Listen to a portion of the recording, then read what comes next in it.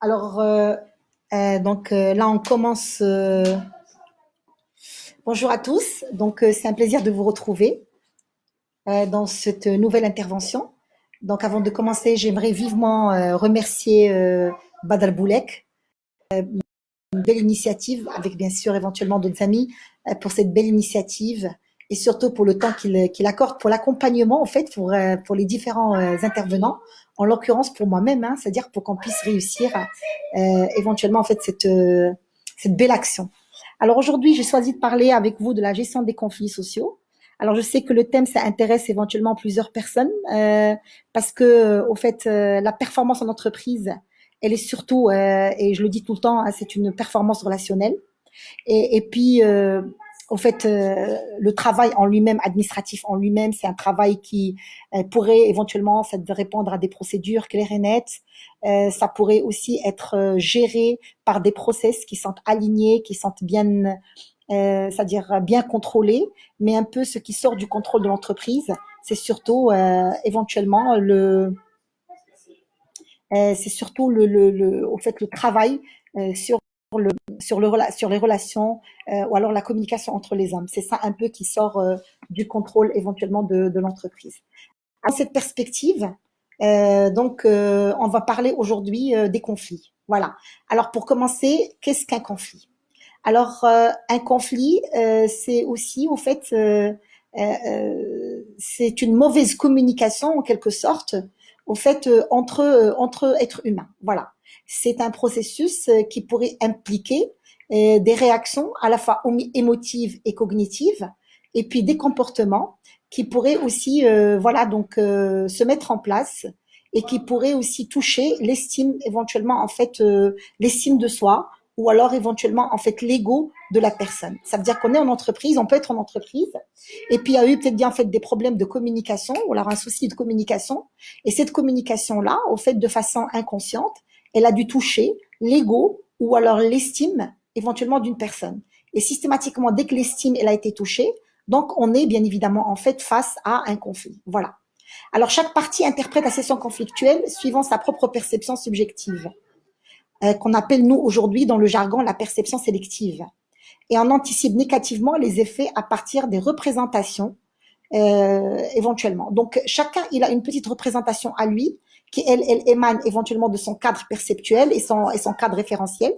Donc on n'appartient pas, en fait on ne vient pas des mêmes environnements, on n'a pas les mêmes cadres de perception, on a encore moins éventuellement, on n'a pas les mêmes, j'ai envie de dire, on n'a pas les mêmes lectures, on ne fait pas les mêmes lectures, on ne fait pas les mêmes interprétations, et du coup, on ne sent pas les mêmes émotions face aux mêmes mots, aux mêmes situations. Voilà. Donc, dès qu'on vient de deux environnements différents, et donc on vient de deux référentiels différents, donc dès qu'il y a communication, donc chacun va essayer de faire les lectures et les interprétations en fonction, bien évidemment, en fait, de sa sphère à lui, de sa sphère personnelle. Et donc, parfois, quand on n'a pas les mêmes codes et quand on n'a pas les mêmes référentiels, donc il se pourrait qu'on soit sur un schéma interprétatif qui est différent et qui va bien sûr nous pousser à un système représentatif qui est différent, et ça pourrait bien sûr faire naître le conflit. Alors dès lors, la résolution du conflit passe d'abord par une clarification des représentations de l'un et de l'autre. Voilà.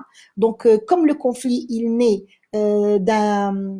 j'ai envie de dire d'un conflit de représentation, parce qu'on ne représente pas le système de réalité de la même manière, et du coup, on ne représente pas les lectures de la même manière. La gestion de conflit, elle aura pour objectif cette fois-ci de, justement, en fait, unifier les perceptions et bien sûr homogénéiser les représentations, essayer à ce que, éventuellement, chacun des deux parties, ou alors quand les parties sont multiples, qu'ils puissent représenter ou se représenter, bien sûr, le schéma référentiel de l'autre. Et puis, en fonction de ça, bien évidemment, en fait, le conflit peut être résolu. Voilà. Donc, de façon un peu assez synthétique.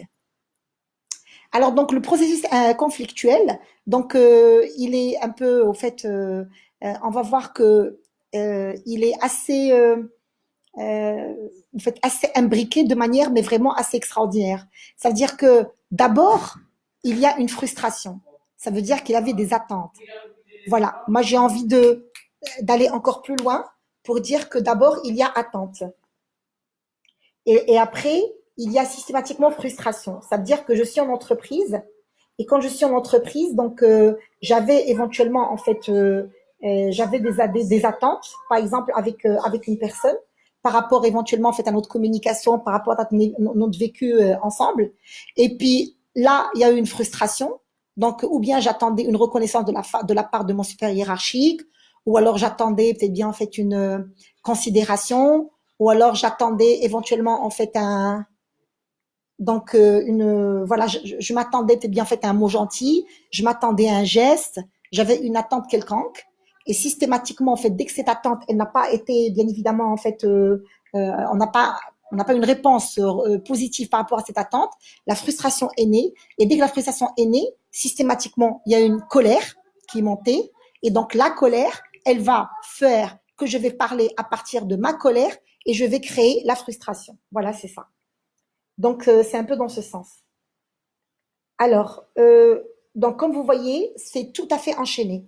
Donc, d'abord, une frustration, ensuite, colère, et par extension, bien évidemment, le conflit pourrait naître. Alors donc, le conflit, quand il est là, il passe systématiquement par 4 phases. La première phase, c'est la phase de la divergence dans les points de vue. Ça veut dire que nous sommes dans la communication et éventuellement, on ne s'entend pas, on ne met pas le même sens sur les mêmes mots et on n'a pas les mêmes représentations. Ça veut dire, c'est-à-dire que ce que moi je pense ou je le dis, ben, les autres éventuellement ne le partagent pas. Ou alors, par exemple, je suis en train de dire un mot et le mot systématiquement, en fait, il est interprété différemment. Ou alors, on ne partage pas le même point de vue relatif à la même situation, à la même chose. Voilà. Donc, on a une divergence de point de vue dans ce sens. Alors, dès qu'il y a une divergence de point de vue, elle va créer la tension. Quand on dit divergence dans les points de vue, ça pourrait être pris personnellement et ça pourrait créer une frustration. Donc, dès que c'est pris personnellement, ça pourrait bien évidemment enclencher une frustration. Et donc, la frustration va créer la tension. On sera dans la tension. Alors, la tension, donc, et puis, on va dire la nervosité, l'émotion, l'expression à travers l'émotion, va créer un blocage relationnel qu'on appelle une cristallisation. Ça veut dire que systématiquement, la relation, elle est bloquée. Vous savez, hein, vous êtes tous passés par des conflits dans votre vie et je pense que vous êtes en train de un peu revisualiser ces étapes et vous retrouver en quelque sorte dans ces étapes. Donc, une divergence dans les points de vue qui par la suite va faire monter une tension. Après, juste après la tension, tu as le blocage relationnel. Donc, ça y est, ben, tu l'entends pas, il ne t'entend pas. Ben, tu ne fais pas passer tes mots, il fait pas passer ses mots. Tant que ça passe pas, c'est-à-dire rien ne passe.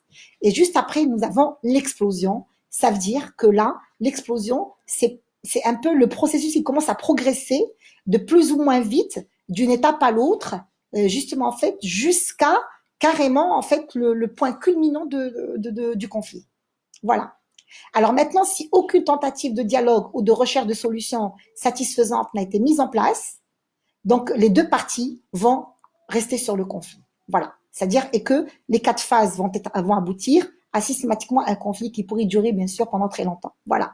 Donc l'explosion, c'est là quand ça y est, tu as le problème qui a explosé et ça y est, donc voilà, les deux parties vont partir chacun de son côté.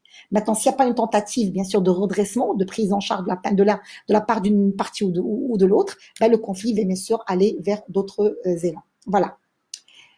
Maintenant, je vais être vraiment très opérationnelle et aller voir avec vous directement les étapes de la gestion du conflit. Parce que ce qui m'intéresse aujourd'hui, c'est justement en fait de parler de comment gérer le conflit. C'est quand je suis en conflit avec une personne, comment est-ce que je peux le gérer? Et le mieux, c'est comment gérer le conflit, mais en étant dans une posture OK++. Ça veut dire gagnant-gagnant, ça veut dire win to win. Et donc les deux parties qui sont en conflit, elles vont finir par s'entendre et que chaque partie va sortir gagnante de ce conflit. C'est ça finalement la meilleure gestion de conflit qu'on peut mettre. Alors premièrement, il faut être concret et réaliste. Alors en matière de conflit, il s'agit d'être concret et de se donner des ambitions réalistes. Voilà. Donc selon ses capacités et les enjeux en présence, on peut choisir parmi 3 objectifs. Donc voilà. Écoutez, quand on est en conflit, pour la gestion de conflit, il faut être très réaliste. Il ne faut pas aller sur des objectifs qui sont juste, on va dire, irréalisables. Du coup, que c'est moi qui vais gagner, l'autre il va perdre. Moi, je vais gagner à 100%, l'autre va perdre à 100%. Pas du tout. Et donc, il faut franchement comprendre que dans plusieurs cas, on pourrait ne pas régler le conflit d'une fois pour toutes, mais on pourrait au moins réduire l'ampleur du conflit. Voilà. C'est-à-dire que premier objectif, c'est d'abord essayer de réduire l'ampleur du conflit. Ça veut dire que le conflit, il a une ampleur, mais vraiment grandiose. Et nous, on va essayer un peu de le cerner, de le contextualiser et d'aller vers le vrai problème. Parce que combien de fois, un conflit, il donne naissance à d'autres conflits qui sont finalement de faux problèmes ou de faux conflits. Voilà. Donc maintenant, si dans le dialogue et la communication, j'arrive à réduire ce conflit à sa taille, j'ai envie de dire, à sa dimension réelle, et donc aller systématiquement, en fait, à franchement la source du problème réel, plutôt que être bien évidemment, en fait, dans les manifestations du problème, voilà. Donc c'est déjà extraordinaire. Donc, il faut être logique pour aller cerner le problème dans sa dimension réelle. Parce que combien de fois il a été surdimensionné par l'émotion, la perception, bien évidemment, et les interprétations individuelles. Donc, aller vraiment le cerner dans sa dimension unique et, on va dire, très réduite. Deux, rendre le conflit maîtrisable. Ça veut dire, qu'est-ce que rendre le conflit maîtrisable? C'est bien évidemment, en fait, d'essayer d'éviter de le prendre personnellement, d'éviter d'en parler personnellement, mais aller en parler de façon très concrète et très réaliste. Ça veut dire sans qu'il y ait implication émotionnelle, sans qu'il y ait implication au enjeu personnel. Aller franchement en parler de façon très très réduite. Et enfin, éventuellement, donc, résoudre le problème. Ça veut dire que on ne vient pas direct, pam, et on résout le problème. Pas possible. La résolution de problème, c'est franchement l'objectif optimal. Voilà. Elle peut peut-être, en fait, des fois prendre beaucoup de jours avant qu'on y arrive. Voilà. Mais quand je veux aborder un conflit, mon premier objectif, il est vraiment réaliste et concret. C'est que d'abord, ce que je veux, c'est que réduire l'ampleur de ce conflit-là. C'est-à-dire essayer un peu de le rendre à sa dimension réelle. Voilà. Qu'il ne prenne pas d'autres dimensions, qu'il ne s'agrandit pas de façon exponentielle qui pourrait me dépasser et dépasser l'autre. Deuxième objectif serait de celui de rendre le conflit maîtrisable. Ça veut dire essayer d'en parler avec des mots, le verbaliser avec des mots qui sont plutôt logiques et objectifs et s'éloigner de l'émotionnel. Et enfin, pourquoi pas, on va dire par extension, résoudre le problème. Alors, quelles sont les capacités nécessaires qu'il faudrait développer pour pouvoir réussir éventuellement en fait la résolution de problèmes? Alors, la première des choses, c'est savoir accepter l'existence des conflits. Voilà. Donc, il y a beaucoup de personnes quand ils ont un conflit, ils ne l'acceptent pas. Et du coup, pour eux, écoutez, dans une relation, il ne faut pas qu'il y ait un conflit. Dès qu'il y a un conflit dans une relation, pour eux, éventuellement, donc cette relation, voilà, elle est foireuse ou alors elle n'est pas bien, elle n'est pas positive. Alors, ce qu'il faut comprendre, c'est que le conflit dans une relation est quelque chose de très normal, de tout à fait normal. C'est même des fois très important pour une relation parce qu'il lui permet de changer, lui permet d'évoluer, il lui permet d'être beaucoup plus résistante et lui permet peut-être bien en fait aussi d'avancer vers beaucoup plus d'authenticité et de créativité. Et les relations après le conflit pourraient être beaucoup plus sereines et beaucoup plus sûres, j'ai envie de dire. Voilà. Donc il faut déjà accepter que le conflit, il existe, il existera toujours et qu'on peut le vivre à n'importe quel moment dans une relation. Deuxièmement, savoir interpréter les conflits à leur juste valeur. Très important. Parce que vous savez que combien de fois on perçoit la chose de façon personnelle et on essaie un peu d'interpréter les choses de façon vraiment très personnelle selon nos schémas de perception individuelle et personnelle.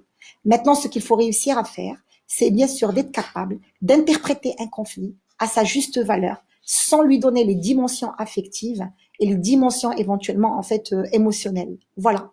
Mais vraiment, un conflit, il a toujours une cause qui est objective et logique. Alors, il faut être capable d'aller interroger la cause objective et logique et ne pas être sur les interprétations émotives et émotionnelles. Ça va réguler les conflits au moment où ils se déclenchent. Donc maintenant, combien de fois les personnes, elles sont en conflit, après elles vont te dire, non, non, mais je vais pas le régler maintenant, je vais attendre, t'es bien fait plusieurs jours après pour le régler, ou alors je vais attendre, avec le temps, ça va s'oublier, etc. C'est une erreur. Quand il y a un conflit, il faut le résoudre illico presto, c'est-à-dire quand il est encore là. Voilà. Faire une mise au point, communiquer, dialoguer, essayer d'homogénéiser les perceptions et j'ai d'expliquer les interprétations à la lecture, mais ne laissez jamais un conflit traîner. Parce que quand on laisse un conflit traîner, c'est là où il prend d'autres dimensions. C'est là où il commence éventuellement à créer d'autres, peut-être bien en fait, impacts sur d'autres domaines de la vie, ou peut-être bien en fait cette relation avec ces deux personnes, entre ces deux personnes, elle est encore impliquée. C'est pour ça qu'il faut avoir cette intelligence de pouvoir s'arrêter au moment où le conflit s'est enclenché pour en parler de façon raisonnable et non émotive et essayer de le régler. Alors, savoir renforcer les conséquences positives de ces conflits. Voilà, très important. Ça veut dire que un conflit, je l'ai dit, il aura tout le temps des conséquences positives, comme il pourrait avoir des conséquences négatives, bien évidemment. Les gens qui, quand ils sont en conflit, ils ne savent pas comment résoudre le conflit, il pourrait subir les conséquences négatives d'un conflit. Alors c'est pour ça que, justement, en fait, quand on est en conflit, il faut être capable et en mesure de pouvoir renforcer les impacts positifs de ce conflit. C'est par exemple en entreprise, tu as un manager avec bien sûr un collaborateur, et puis un jour, il y a un conflit qui s'enclenche. Ben maintenant, faire en sorte après ce conflit, on n'aura plus ce type de problème. Le collaborateur, il va bien connaître le manager va bien connaître le collaborateur, chacun va connaître les périmètres finalement en fait de la relation avec l'autre, chacun va connaître la nature de l'autre, chacun va connaître finalement ce que aime entendre l'autre, alors ce qu'il désire, ses attentes et ce qui crée la frustration chez lui.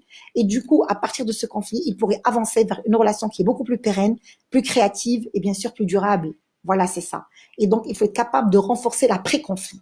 Quand je suis en conflit, je ne dois pas penser au conflit, je dois penser à l'après-conflit et donc quel type de relation je veux après ce conflit-là.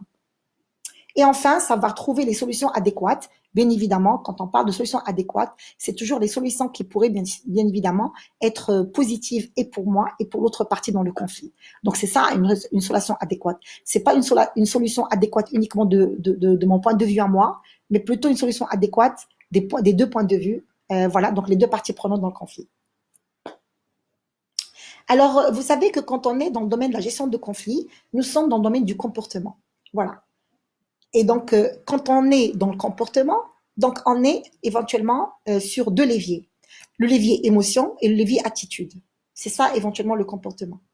Maintenant, l'attitude, qui est une variable du comportement, elle est très très importante dans la gestion de conflits. Voilà.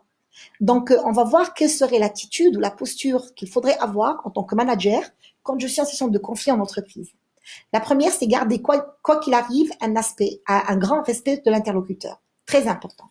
Parce que combien de fois dans le conflit, ben, la personne, elle va commencer, bien sûr, à prononcer des mots irrespectueux, à énoncer peut-être bien en fait aussi, j'ai envie de dire, des concepts, ou alors des mots qui sont pas du tout respectueux vis-à-vis d'autres personnes. Et du coup, ça, c'est pas bon, ça pourrait bien évidemment redimensionner le conflit de façon exponentielle. Maintenant, quand on est en conflit, il faut savoir euh, garder le respect pour l'interlocuteur. Le respecter et garder son respect. C'est très important. Voilà. Donc, l'écouter, bien évidemment. Essayer de se mettre dans son cadre de référence. Essayer de comprendre son schéma de lecture et son schéma d'interprétation. Et justement, en fait, admettre qu'il a le droit, éventuellement, de penser différemment. Il a le droit de réfléchir différemment. Il a même le droit de s'emporter. Deuxièmement, faire la différence entre le comportement incriminé, ce qui est fait, et la personne, ce qu'elle est. Voilà, très important. Parce que combien de fois nous commençons à juger la personne en fonction de son comportement. Voilà. Bon, maintenant, il y a un conflit, et puis la personne, sous l'émotion, elle a fait une réaction. Maintenant, il ne faut pas juger cette personne à travers cette réaction, en disant, bon, comme elle a fait cette réaction, donc elle est comme ça. Pas du tout. Cette réaction-là, elle a été là suite à l'émotion, qui est de colère, frustration et colère. Donc, c'est un comportement aujourd'hui qui a été enclenché par une émotion bien spécifique, mais ça ne veut pas dire que cette personne, elle est là. Elle est comme ça.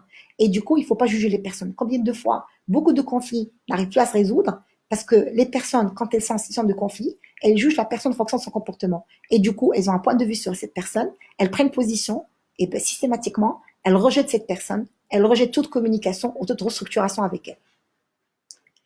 Considérer l'agression comme une information sur l'état d'esprit de l'interlocuteur et non comme une remise en cause de son identité à soi. Très important. Quand on est en conflit, donc il faut faire attention à notre façon de parler. Donc être sur un peu les strokes conditionnels, mais pas sur les strokes inconditionnels. Je vous donne un exemple. C'est-à-dire, je ne vais pas dire à un collaborateur tu es nul. Je pourrais dire que ce travail, il est nul. Je ne vais pas dire tu es pas bon. Je dirais que ce travail n'est pas bon. Il y a une grande différence entre ce travail n'est pas bon et toi, tu n'es pas bon. Parce que moi, j'ai le droit de critiquer le travail, mais je ne me donnerai pas le droit de critiquer la personne. Voilà. Alors, combien de personnes, elles enclenchent le conflit dans leur façon de parler et de communiquer. Et du coup, quand elles s'adressent à une personne, ben justement, elles l'agressent dans son être. Alors que finalement, ça va être perçu comme une agression, ça va créer les frustrations, ça va créer les colères, et du coup, ça va bien sûr générer le conflit. Maintenant, dans ma façon, bien sûr, de parler à mon interlocuteur, il faut que je sois le plus possible axé sur le faire, mais pas sur l'être. En entreprise, ce qui est en jeu, ce qui est important, c'est ce que je fais, ce que tu fais. Et donc, la critique, elle porterait sur ce que je fais, ce que tu fais, mais jamais sur ce que je suis ou ce que tu es. Choisir entre avoir raison à tout prix et maintenir la relation. Voilà. Donc, il y a systématiquement, en fait, une grande différence éventuellement voilà, donc les personnes et les relations entre les personnes. Ce qui est important en entreprise, ce ne sont pas les personnes, mais ce sont les relations entre les personnes. C'est ce qui est important. Parce que toi et moi, on n'est pas important quand on est dans un projet entreprise. Ce qui est important, c'est la relation que nous avons toi et moi. Parce que ce qui nourrit le projet, ce n'est pas ta personne ou ma personne, mais ce qui nourrit un projet en entreprise, c'est la relation que nous avons ensemble éventuellement, c'est-à-dire cette dynamique que l'on crée ensemble, cet échange, ce partage qui nourrit le projet. Et du coup, il faudrait que toi et moi, on soit tout le temps garant de cette relation parce qu'elle, elle garantirait bien évidemment la performance du projet en question. Voilà, c'est très important au fait, ce point de vue-là. Ce qui fait que quand je suis en train de être en conflit avec une personne, quand je suis en train de résoudre le conflit, je dois rester focus et concentré sur la relation que j'ai avec cette personne. C'est-à-dire que quelle attitude il faudrait que j'adopte, quel comportement il faudrait que j'adopte afin que la relation avec cette personne soit pérenne, elle soit bien et qu'elle puisse nourrir bien sûr ce projet. Et donc la relation est beaucoup plus importante que ma personne. La relation est beaucoup plus importante que la personne qui est en face. La relation, elle est plus importante que nous deux pour le projet. Et donc, il faut qu'on ait tous les deux l'œil sur cette relation, comment éventuellement, et bon, la privilégier. Si moi, je devrais, bien sûr, je ne sais pas, m'effacer face à cette relation, je le ferai pour cette relation. Alors, chercher à comprendre plutôt que juger, voilà. Donc, beaucoup de conflits en entreprise en général, elles viennent bien évidemment en fait de ce jugement. C'est-à-dire que les personnes, éventuellement, en fait, elles vont juger. Comme j'ai dit, tu fais un comportement, il va te juger à partir de ce comportement. Tu dis un mot, il va te juger à partir de ce mot. De ce mot. C'est-à-dire que les individus, ils ont un peu, ils n'arrivent pas à prendre le recul et essayer de comprendre. Ils interrogent pas les faits, ils interrogent pas les phénomènes, ils interrogent pas les attitudes, ils interrogent pas les réactions, mais ils jugent. C'est vrai que juger, c'est plus facile. Voilà. Ça vient instantanément. Et puis, mais ça reste un jugement qui est personnel.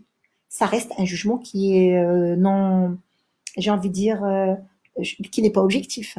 C'est un jugement personnel qui émane de ma carte du monde, qui émane de mon référentiel personnel, qui émane de mon système de lecture et de perception. Et donc, en aucun mot, en aucun moment, il n'est réel. Voilà. Et du coup, parce qu'il émane de mon référentiel personnel, il pourrait être rejeté par le référentiel personnel de la personne qui est en face et le conflit va se faire. Donc, quand on est en conflit, il faut privilégier plutôt le questionnement, l'interrogation et la compréhension plutôt que le jugement. Et enfin, dialoguer avec assertivité et réguler ses propres émotions. Donc voilà, ne pas parler sous l'émotion, gérer, mais au maximum l'émotion. Voilà, réguler l'assertivité et parler avec beaucoup, on va dire, d'objectivité, de logique.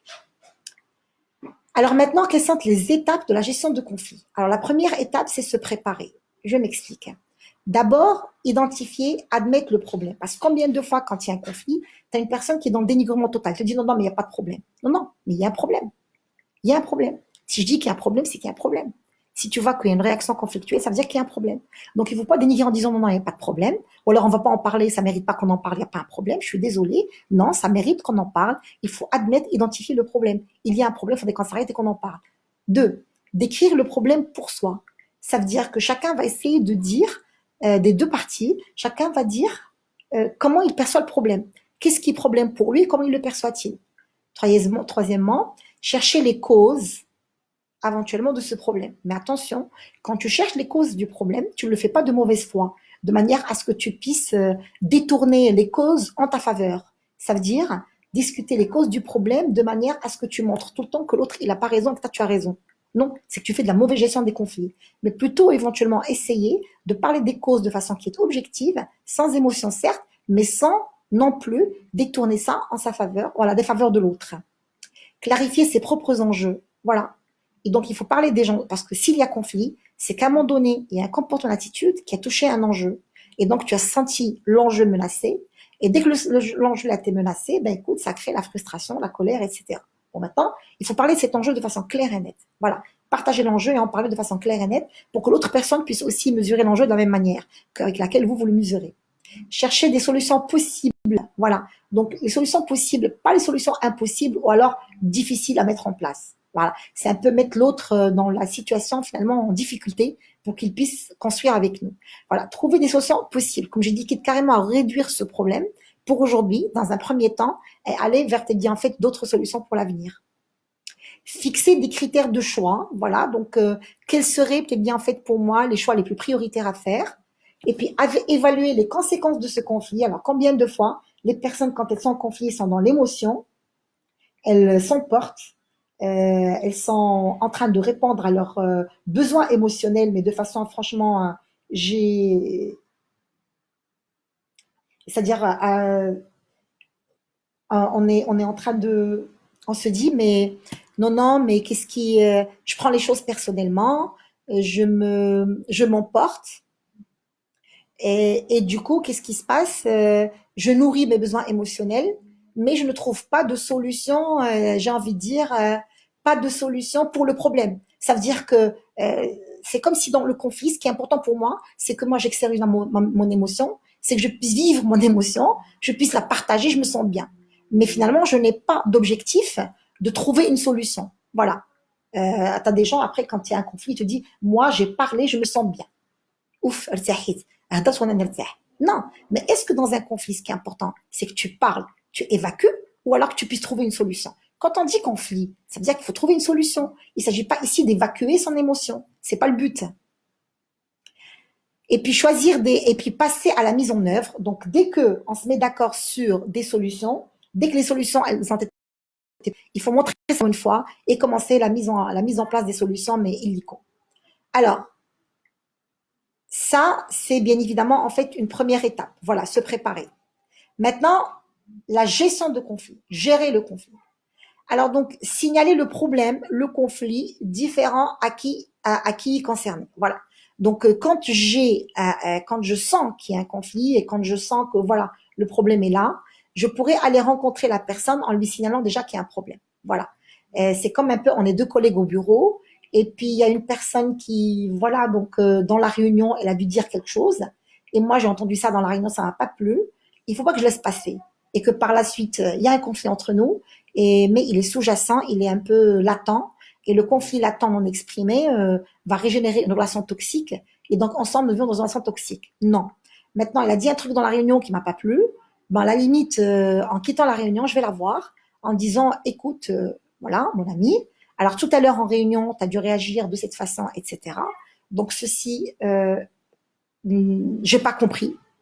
Voilà, j'ai pas compris. Qu'est-ce que tu veux dire par ça? Je ne veux pas faire des conclusions hâtives. J'aimerais bien t'écouter par rapport à ça. Et donc, identifier le problème, signaler-le à la personne et aussi lui accorder le temps d'expliquer pour ne pas la juger, pour ne pas juger la situation et prendre position. Voilà, je veux comprendre, je voudrais comprendre, je te demande bien sûr de m'expliquer cette attitude. Fixer ensemble un moment pour en discuter. Voilà, tu dis, bon, si tu es prêt à en parler maintenant, c'est bon. Si tu n'es pas prêt, on pourrait en parler par la suite. Voilà, après, on va fixer un rendez-vous, un créneau dans lequel tout le monde éventuellement est disponible. Tout le monde a prêt à en parler. Et puis, on va prendre un moment, on va se mettre, peut-être bien, en fait, je ne sais pas, dans un café, la cafétéria de l'entreprise, dans le bureau, en after work, quand il n'y a personne et que le bureau, il est vide. Et on va s'asseoir, adulte à adulte, et on va en parler adulte à adulte. Voilà. Alors, clarifier ensemble l'objet du conflit, voilà, donc ça porte sur quoi finalement? Voilà, donc pour ne pas éventuellement être sur le personnel ou l'individuel. Donc, voilà, ensemble, on va se dire, bon voilà, on va reprendre la situation et la problématique ensemble. Alors, exprimer ses propres points de vue et sentiments, et bien évidemment, l'autre, il est en train d'écouter. Donc, avec beaucoup d'affirmation de soi, j'exprime mes sentiments. Il ne faut pas que je cache un sentiment ou alors que je casse éventuellement un point de vue parce que j'ai peur de blesser l'autre, parce que j'étais gênée de lui dire, parce que je ne veux pas le dire. Non, non, pas du tout. C'est-à-dire que j'exprime ce que je pense, j'exprime éventuellement en fait le sentiment que j'ai de façon claire et nette, avec beaucoup d'assertivité. Écouter le point de vue de l'autre. L'écoute est très importante en situation de conflit, très très importante, parce qu'elle permet, bien évidemment, en fait, de comprendre. Parce que s'il n'y a pas écoute, il n'y a pas compréhension. Maintenant, pour comprendre, il y a un seul moyen, c'est écouter l'autre. Voilà. Donc, arrêtez de juger. Je le regarde droit dans les yeux, je l'écoute éventuellement et je suis concentrée avec, bien sûr, de l'empathie. pour bien sûr essayer de se représenter la chose de la même manière que un peu ce que lui, il voit. Alors, mettre en place un dialogue respectueux de l'autre sur une base constructive. Pas de destruction, pas d'injure, pas de jugement, pas de, voilà, c'est-à-dire des étiquettes que je vais coller à l'autre, etc. Mais plutôt, au fait, un dialogue respectueux, un échange dans lequel chacun va donner son point de vue, chacun va se faire écouter par l'autre, dans le respect, pardon, et dans l'estime mutuelle. Et donc, avec ça, je vais sortir par une perception claire et nette du référentiel, du schéma de perception de l'autre personne. Et donc, dès que je prends connaissance et conscience de son schéma de perception et de un peu la représentation qu'il a fait de cet événement ou alors de cet élément, ben systématiquement, en fait, la compréhension se fait. Aboutir à un accord acceptable pour les deux parties. Voilà, et donc, in fine, arriver à carrément un accord acceptable où chacun va bien évidemment en fait trouver un point de vue d'entente où on va tenir la corde des deux bouts, donc chacun tient la corde d'un bout éventuellement, et où on est systématiquement en fait les deux satisfaits de cette situation. C'est très important que la satisfaction doit être partagée. Alors, donc, gérer les conflits éventuellement avec la technique ART. Voilà, c'est une technique qui est connue aujourd'hui en gestion de conflits, le ART. Alors, cette technique, elle est, bien évidemment, elle se passe sur 3 étapes. La première étape, c'est accueillir, c'est-à-dire écouter, laisser s'exprimer et puis se synchroniser, respecter les silences, poser des questions pour faire préciser. C'est bien sûr, tu es en entreprise et puis tu as commencé à avoir un conflit avec quelqu'un. Il fait une réaction, quelque chose. Maintenant, quand tu es supérieur, tu es manager, tu as un collaborateur à qui tu adresses la parole, il te répond agressivement, il te répond peut-être bien de façon méchante, agressive, il te manque de respect, ça arrive. Maintenant, dès que ça arrive, qu'est-ce que tu fais? Tu l'inviterais à ton bureau, dans une réunion face-to-face, tous les deux. Et là, dans cette réunion-là, tu lui poseras la question, qu'est-ce qui se passe? Tout à l'heure, j'ai vu que tu avais telle réaction. Alors, je suis ici pour t'écouter. Exprime-moi, explique-toi, exprime-toi. Qu'est-ce qui se passe? Et là, il faut l'écouter et développer l'attitude de l'écoute. Tu es dans l'accueil. Tu es en train d'accueillir et tu veux bien accueillir. Et tu laisses s'exprimer de façon claire et très large, avec ses propres mots, avec ses propres émotions. Et toi, tu es complètement dans l'écoute, mais jamais dans le jugement, mais vraiment uniquement dans l'écoute. Et tu synchronises avec lui. Ça veut dire que tu développes éventuellement la même gestuelle et beaucoup de gestuelles empathiques. Tu respectes éventuellement le silence, ça veut dire que tu ne vas pas parler en même temps que lui, tu n'as pas l'interrompre pour dire que tu n'es pas d'accord. Franchement, tu te tais, tu l'écoutes, tu es dans l'empathie, tu es dans l'accueil et tu le laisses dire tout ce qu'il a sur le cœur avec les mots qu'il aurait choisi et l'émotion qu'il aurait choisi d'y mettre dessus. Et puis, poser les questions éventuellement des fois quand il y a quelque chose que tu ne comprends pas afin de mieux cerner la pensée de l'autre. Donc ça, c'est l'étape 1. A. Maintenant, R. Reformuler. Les mots, les expressions, les besoins, les sentiments, mais pas les jugements. Valider à 2 la reformulation. Alors donc, pour reformuler, pour un peu savoir si tu as bien comprendre, tu as bien compris ce qu'il disait, tu vas un peu reprendre la reformulation. Maintenant, attention, quand tu reformules ce qu'il a dit, attention en le reformulant de ne pas juger, de ne pas lancer de jugement. Fais très attention. Quand je reformule, je reprends un peu ce qu'il a dit, mais de façon qui est objective quand même, sans y mettre mon jugement personnel, mon émotion personnelle. Et enfin, traiter le conflit, donc traiter le problème. Ça y est, une fois que j'ai écouté, une fois que j'ai pu cerner toutes les dimensions de la représentation du problème chez l'autre, maintenant, je suis en mesure de traiter le problème. Voilà, il n'y a pas de souci. Si vous n'avez pas de pouvoir sur le problème, alors, donc, il y a 2 cas de figure. Il y a ou bien vous avez le pouvoir sur le problème, ou bien vous n'avez pas le pouvoir sur le problème. Maintenant, si vous avez le pouvoir sur le problème, écoutez avec empathie. C'est-à-dire, là, tu sais que tu le maîtrises, tu peux avoir voilà, donc, tu as du poids, tu as du pouvoir sur ce problème. Écouter avec empathie. Offrir quelque chose, du temps, des informations ou alors à boire. Parce que là, tu sais que tu es à l'aise et du coup, tu veux mettre l'autre à l'aise. Et parce que tu es tellement à l'aise pour résoudre ce problème, parce que tu as de la maîtrise de ce problème, je vais le mettre également à l'aise. Donc voilà, tu vas écouter avec empathie, tu pourrais lui offrir à boire, tu pourrais bien en fait aussi lui accorder du temps. Tu pourrais bien sûr enrichir son information par rapport à ce problème. Et puis, à la fin, proposer une suite proposer un choix alternatif. Ça veut dire que tu proposes, comme tu as la main sur le problème, donc toi, tu peux choisir le plan A et le plan B. Tu peux lui dire, écoute, on a deux choix à faire. C'est-à-dire, je te propose deux choix. Tu veux ça ou tu veux ça. Donc, parce que toi, tu as la main sur ce problème, tu le contrôles, tu contrôles peut-être bien en fait les sous-bassements, les enjeux de ce problème, et du coup, tu peux carrément faire une proposition pour lui. Et puis, il ne faut jamais donner à une personne une seule proposition. Ça veut dire que tu prends ça ou tu crèves. Non. Mais on donne tout le temps deux propositions. Et c'est à lui de choisir une parmi les deux. Voilà les deux. Pour un peu le mettre plus à l'aise et le mettre en session de choix pour que franchement, il puisse aussi être content et accepter, admettre le choix. Et enfin, proposer une suite à l'entretien, c'est-à-dire pour lui dire, bon, après, on peut se revoir pour voir comment les choses évoluent, quel ressenti tu as par rapport à ça, etc. Tu le rassures. C'est un peu pour le rassurer. Ça, c'est quand on a le pouvoir sur le problème. Maintenant, quand on n'a pas le pouvoir sur le problème.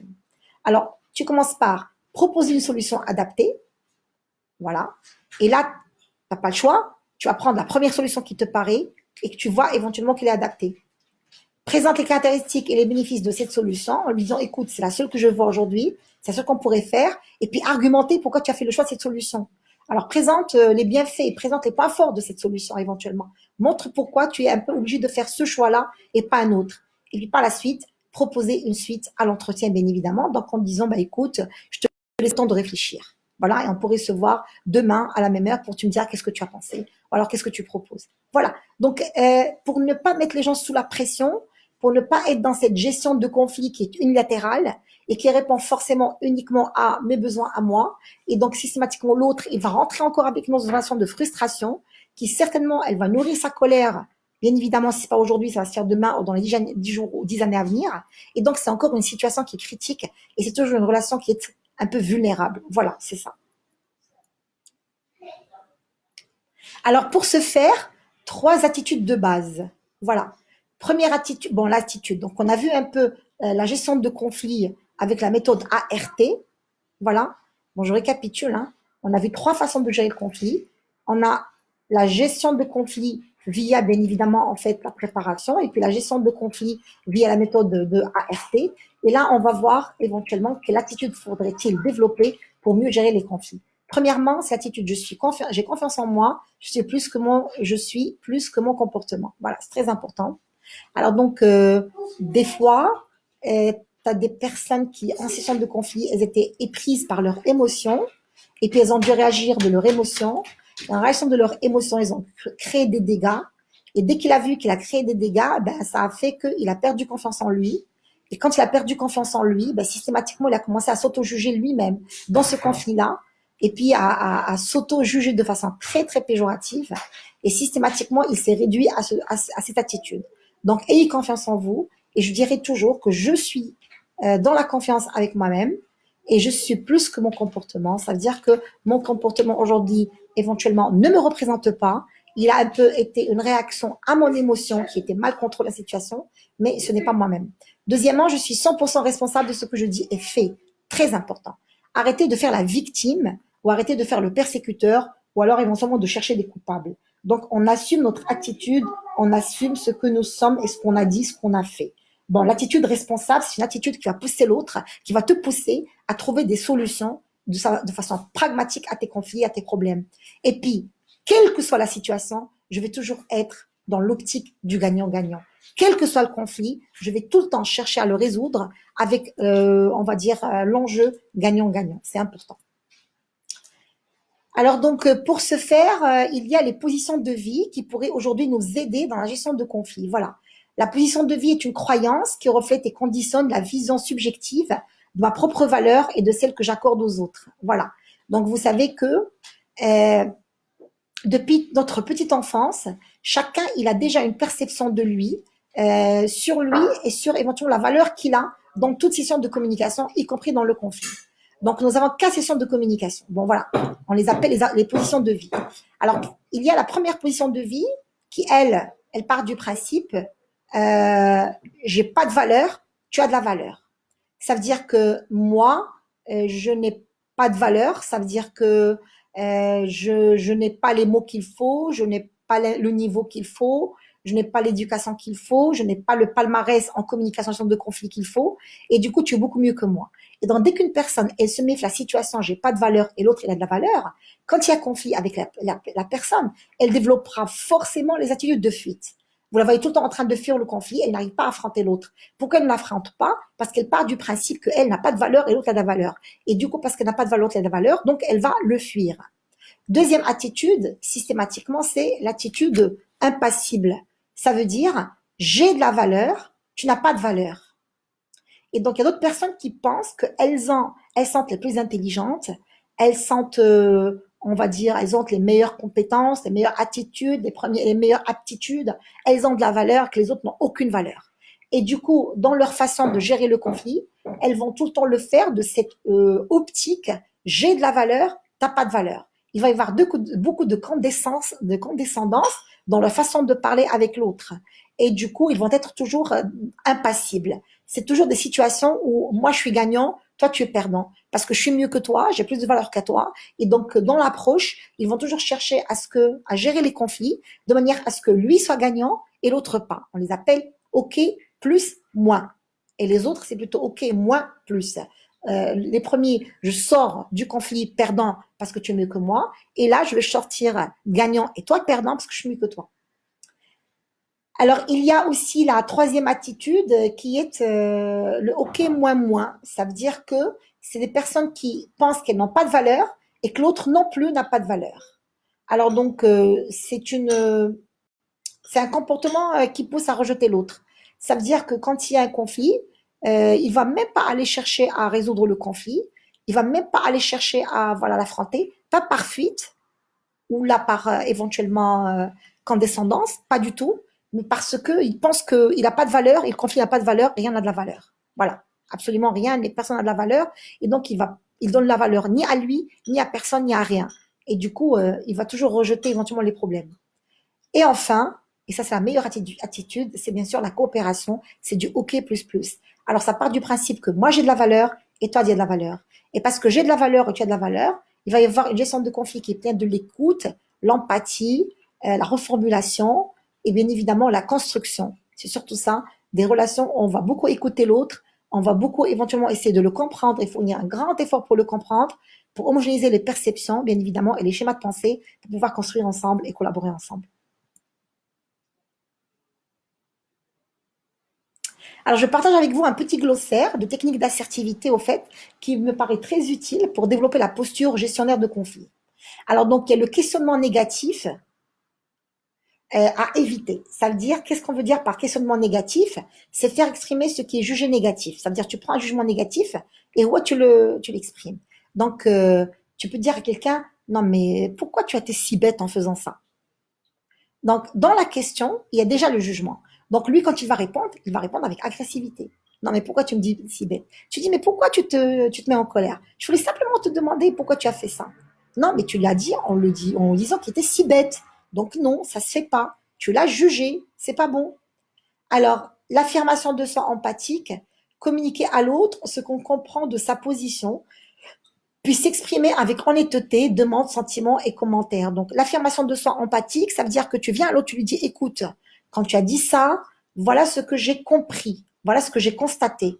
Maintenant, est-ce que c'est vrai? Est-ce que c'est vraiment ça? Ou alors c'était ma perception? C'est extraordinaire. Je viens de lui dire ce que j'ai fait comme observation et puis quelle émotion ça crée chez moi et je lui demande de vérifier ça chez lui. Est-ce que j'ai raison de réagir comme ça ou pas? C'est extraordinaire. Alors, acquisement assertif, admettre sans erreur, mais souligner son caractère ponctuel. Voilà. Donc, ça, c'est l'acquisement assertif. C'est quand tu as une personne qui va admettre ses erreurs. Elle est responsable. Elle sait qu'elle est responsable de ses actes. Elle sait qu'elle est responsable des résultats de ses actes. Et du coup, elle ne trouvera aucun mal à venir admettre ses erreurs de façon très positive et reconstruire après cette erreur. Alors, temporisation assertive, différer la discussion si le contexte ou l'ambiance émotionnelle ne s'y prétend pas. Voilà, donc je viens discuter avec toi, tu es émotionnellement pas bien, et donc moi quand je viens discuter avec toi, toi tu me parles systématiquement avec des jugements ou alors avec la victimation, tu me parles de la posture de la victime ou de la posture du coupable, moi qu'est-ce que je fais? Je vais prendre en charge la temporisation assertive. Ça veut dire que je vais retarder cette discussion pour ultérieurement une autre date, le temps que tu sois émotionnellement prêt pour discuter, pour m'écouter, t'écouter et discuter. C'est extraordinaire. Voilà, on n'est pas tous obligés de parler à chaud, émotion à chaud, pas la peine. Révélation sur soi. Alors, parler de soi, de ses sentiments et de ses enjeux. Très important d'être dans cette authenticité et cette véracité. Être clair, entier et vrai. Et dire, voilà, moi, voilà le sentiment que j'ai eu, voilà les enjeux qui ont créé la menace pour moi. Tu parles franchement de façon claire et nette, ce qui fait que tu mets les gens dans le tableau et après tu leur facilites l'accès à toi et éventuellement tu leur facilites même le comportement avec toi. Et tu verras avec moins de conflits parce que tu es dans le clair. Et enfin, position basse, c'est reconnaître les compétences de l'autre, ne pas chercher à prendre le dessus. Voilà, et donc c'est franchement parler à l'autre de la posture plus, c'est-à-dire que j'ai de la valeur, tu as de la valeur. Ne pas le rabaisser, ne pas sous-estimer les compétences de l'autre, mais partir du principe que, par exemple, l'autre aussi serait capable de gérer ses conflits avec moi de la même manière, de manière un peu adulte, etc. Alors, couper le sang, ne pas écouter, ne pas réagir, ça à ne pas faire, tu sais, parce que il y a des gens éventuellement, en fait, quand il y a un conflit avec eux, ils coupent le sang. C'est-à-dire, ils ne t'écoutent pas et ils ne réagissent pas. Voilà, complètement. C'est une attitude qui est très, très négative. Recentration, ramener clairement, calmement et fermement la conversation sur le sujet initial, c'est et là dévier. Voilà. Donc, je le disais tout à l'heure, beaucoup de conflits, énormément de conflits, ils ont un petit faux, faux débat qui a été enclenché. Et après, ça a pris d'autres dimensions. Donc maintenant, il faut être capable de recentrer le conflit de manière à le rendre à sa dimension première. Quelle a été finalement la jeunesse de ce conflit? C'est quoi le problème? À la aide-redans, donner une réponse distanciée sans s'impliquer émotionnellement. Donc ça, c'est magnifique. Parler de façon non personnelle.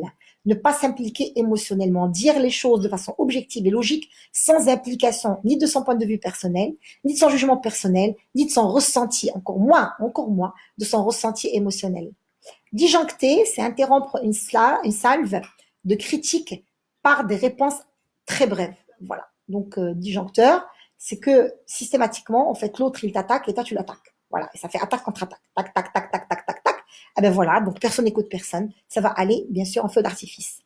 Et enfin, passage du contenu de la discussion au processus relationnel. Très important ça. Analyser, constater à haute voix ce qui se passe en soi et chez l'autre dans le plus relationnel. C'est être franchement orienté relation, ne pas être orienté individu. Je suis plus intéressée par l'après-conflit dans cette relation, mais pas sur l'individu. Et du coup, être capable d'analyser la situation, de faire les constatations et de réfléchir à haute voix avec la personne qui est en face, de façon très objective et logique, mais aussi authentique, pour qu'on puisse ensemble s'impliquer pour trouver une solution. Et puis par la suite aussi, de donner à cette relation beaucoup de dimensions en termes de collaboration ou autre dans l'avenir. Alors donc, j'arrive à une autre dimension éventuellement du conflit qu'on appellera les jeux psychologiques, les pièges de la relation. Voilà, faire très attention. Alors le principe du jeu psychologique a été mis en place par Eric Berne, qui est le fondateur de l'analyse transactionnelle. C'est un jeu psychologique qui est une stratégie finalement en fait périmée de l'enfance que nous répétons à l'âge adulte de façon inconsciente au lieu de sincèrement communiquer à l'autre notre ressenti puis nos réponses. Voilà. Donc ça c'est un échange verbal qui est pernicieux, d'accord, mais qui pourrait systématiquement en fait pousser la personne à jouer le rôle de trois protagonistes. Donc elle est à la fois sauveur, persécuteur ou victime. Voilà, c'est-à-dire que ils aiment un peu mettre les gens dans ce type de situation de façon systématique. Je vous donne un peu un exemple. C'est comme tu es dans une entreprise et tu as un collègue. Alors le collègue, voilà, il vient à côté de toi, il commence à te dire, il commence à se plaindre en disant non, mais j'ai beaucoup de réunions, j'ai beaucoup de travail, je suis débordée, etc. Et puis je veux arranger que ce bureau, j'ai jamais le temps, j'ai beaucoup de choses, etc. Donc il a parlé devant toi, il a fait la victime, voilà. Maintenant que tu as fait la victime, toi tu l'as entendu. Et comme toi tu n'avais rien à faire le lendemain matin et qu'il avait tardé à venir parce qu'il y avait un rendez-vous à l'extérieur, de par toi-même tu as rangé son bureau. Alors en revenant, qu'est-ce que tu as dit? Ben écoute, j'ai rangé ton bureau, c'était franchement un vrai vacarme. Tu as raison. Tu as fait ce qu'on appelle le sauveteur. Parce que quand tu as fait la victime, systématiquement, il enclenche chez toi le sauveteur. Voilà, lui, il vient, il commence à victimiser à côté de toi. Dès que tu entends quelqu'un qui fait la victime avec toi, à côté de toi, toi, tu fais quoi? Pac. Donc, tu fais le sauveteur. Tu vas commencer à faire une action pour le sauver. Tu fais le sauveteur. Et donc, tu as fait son sauveteur. Dès que tu as fait son sauveteur, ouais, il te dit, non, mais je suis désolée, quand tu as arrangé, là, j'avais des papiers qui étaient là, qui étaient très importants, et là, regarde, tu me les as fait perdre. Et donc, franchement, j'aurais souhaité que tu touches pas ce bureau. Voilà. Et donc, ouais, il a fait la victime. Toi, tu as répondu par sauveteur. Maintenant, lui, qu'est-ce qu'il fait? Il te fait le persécuteur. Il te persécute. Te disant, bah, écoute, voilà, tu aurais dû euh, ne pas, ne pas ranger, parce que maintenant, quand tu as rangé, tu as fait perdre des papiers qui étaient importants sur le bureau. Il t'a fait le persécuteur. Quand tu as fait le persécuteur, toi, tu fais quoi? Tu fais la victime. Tu dis, ah bon, moi, mon enjeu, c'était uniquement t'aider. Tu parlais devant moi, tu disais que c'était trop fatigué, que tu été débordé, que tu pouvais même pas ranger ton bureau. Alors, comme j'avais rien à faire, je me suis dit, pourquoi pas, je pourrais te rendre ce service. Et donc, tu vas commencer à faire la victime. Voilà. Donc, quoi, il te fait victime? Toi, tu fais intentionnellement et inconsciemment sauveteur. Dès que tu fais sauveteur, pac, lui, il te répond par le persécuteur. Quand il est persécuteur, toi, tu fais victime. Tu te sens dans une situation de victime, piégé. Et dès que tu fais la victime, lui, il va te faire le sauveteur en disant, allons, ça va, je sais que tu as fait pour mon bienfait, t'inquiète pas, je vais la chercher, je trouverai une solution pour régler ce problème. Voilà. Et là, il te fait, lui, le sauveteur. Vous voyez comment? C'est un jeu psychologique. On l'appelle le triangle dramatique de Karpman. Voilà. Il y a beaucoup de conflits dans l'entreprise, comme dans la vie en général, qui viennent du triangle de Karpman. Ça veut dire qu'on a des mécanismes inconscients, automatisés, éventuellement, pour lesquels l'homme il est conditionné. Et systématiquement, en fait, c'est un scénario relationnel typique, voilà, entre victime, persécuteur et sauveur. Ces rôles étant symboliques, une même personne peut changer de rôle dans le courant du jeu. Voilà, au fur et à mesure dans le courant du jeu. Voilà. Donc systématiquement, en fait, elle peut passer de la victime vers le persécuteur, du persécuteur vers la victime et encore vers le sauveur de façon, on va dire, avec par simple interchangeabilité des rôles. C'est extraordinaire. Alors mes amis, si vous voulez le triangle de Karpman, pour sortir de ce triangle, voilà, Essie Choi, qui est élève de Karpman, il a identifié les 3 compétences à développer pour se prémunir de se laisser entraîner dans un triangle de Karpman ou d'en sortir, établir un équilibre relationnel. Alors, premier, pour la victime. Quand il y a quelqu'un qui vient à côté de vous, il commence à donner la victime. J'ai beaucoup de travail, je m'en sors pas. Non, mais il y a beaucoup de choses. Non, mais je suis fatiguée. Non, mais je suis crevée. Non, mais je suis seule à faire ça. Quand il y a quelqu'un à côté de vous qui fait la victime tout le temps, il s'agit d'accueillir sa propre vulnérabilité, reconnaître son besoin d'aide sans chercher à prendre le pouvoir sur les autres en les manipulant. Voilà. C'est-à-dire, tu peux l'écouter, tu dis que tu comprends éventuellement sa difficulté, mais ce n'est pas à toi à le sauver. Tu ne le sauves pas parce qu'il t'a pas demandé de le sauver, il t'a pas demandé de l'aider. Il est en train de parler, d'exprimer un malaise. Tu peux écouter, tu peux comprendre, tu peux compatir. Et c'est tout. Pour le persécuteur, il s'agit de développer une assertivité, reconnaître ses faiblesses et son besoin de soutien, affirmer ses forces sans culpabilité ni désir de domination. Voilà.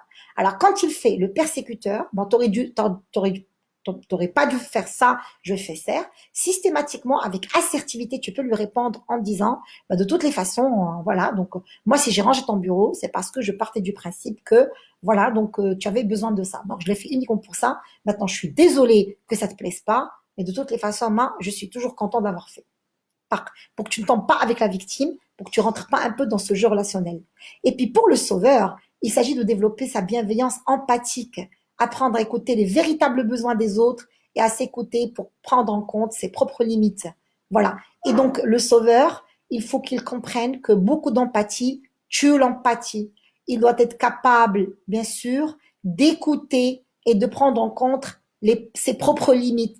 Il ne s'agit pas de sauver les autres pour les sauver, même quand ça dépasserait mes limites. Non, parce que là, dès que tu sauves les gens de cette façon, c'est ou bien que derrière, tu as des drivers de manipulation, tu veux les manipuler par l'attitude du sauveteur, ou alors tu le fais parce que tu es un peu aussi, t'as pas confiance en toi et tu as une estime de soi qui est faible. Voilà. Donc, de toute façon, on ne fait pas le sauveteur parce on a réfléchi. On le fait uniquement ou bien parce qu'on était manipulateur, on manipule les gens par le sauveteur, ou alors parce que franchement, notre estime de soi, elle n'est pas au top. Alors donc, maintenant, 3 questions que tu peux te poser quand tu as le sauveteur en toi qui sort de façon inconsciente. C'est, m'a-t-on demandé quelque chose? Est-ce que quelqu'un m'a demandé de l'aider? Est-ce que quelqu'un m'a demandé de soutenir? Est-ce que quelqu'un m'a demandé de l'appuyer? Là, quand il n'y a personne qui m'a demandé, ben écoute, je me calme. 2, suis-je la personne la plus compétente pour répondre? Parce que combien de fois Tu vas le faire, tu vas essayer de l'aider, et après tu fais mal. C'est pour ça qu'il te persécute. Parce que quand tu as voulu l'aider, tu as dû créer d'autres problèmes. Et du coup, quand tu as vu le problème, il a joué le persécuteur. Voilà. Donc maintenant, est-ce que tu as toutes les compétences pour pouvoir le faire? Tu te poseras la deuxième question. Et la dernière question que tu vas te poser, ai-je sincèrement envie d'aider ou pas? Parce que combien de fois les personnes elles sont dans le sauveteur parce qu'ils ont un driver inconscient qui est celui de soit aimable, et du coup, il veut être aimable avec tout le monde. Il n'a pas confiance en lui, il a besoin de reconnaissance, de se faire approuver par les autres. Et du coup, bon voilà, il n'en a pas besoin. Et combien de fois, en sauvant les autres, il tombe avec les persécuteurs et après, il regrette finalement ce qu'il a fait. C'est pour ça qu'il faut se poser la question, est-ce que réellement et sincèrement, j'ai envie d'aider ou pas du tout? Voilà. Très bien, donc j'espère, on arrive à la fin de ce cours sur la gestion de conflits. J'espère que il a été clair. Il a pu répondre en quelque sorte à certaines de vos interrogations et vos questionnements. Et puis, il a pu surtout vous éclairer, je l'espère réellement. Donc, on peut toujours, je reviendrai à vos questions. De toutes les façons, je serai là présente pour répondre à vos questions. Et puis, je vous remercie pour l'attention que vous avez accordée à mon cours et celle que vous avez accordée à tous les cours de mes collègues qui interviennent et qui interviendront encore. Et on continuera à échanger aussi, bien sûr, la semaine prochaine. Voilà, pour une autre thématique qui aussi, elle fait partie de la psychologie du travail. Je ne terminerai pas sans bien évidemment encore remercier mes amis et surtout Badr Boulek pour sa bienveillance, son leadership et bien sûr son soutien inconditionnel. Merci à vous toutes et à tous et je vous donne rendez-vous la semaine prochaine avec une autre thématique, un autre cours. Merci beaucoup.